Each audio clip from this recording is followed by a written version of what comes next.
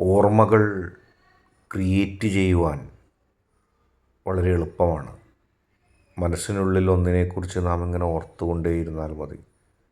പക്ഷെ അവ മനസ്സിൽ നിന്നും മായ്ച്ചു കളയാൻ പിന്നീട് നിങ്ങൾ പാടുപെടേണ്ടി വരും.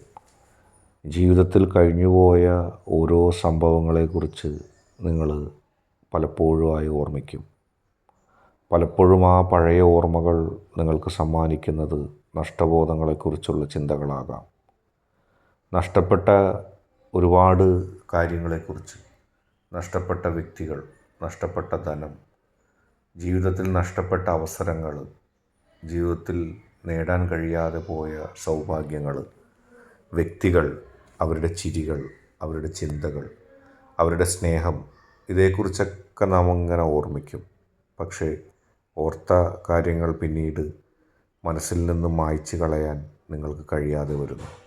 അതുതന്നെയാണ് ഇപ്പോൾ സംഭവിച്ചുകൊണ്ടിരിക്കുന്നത്.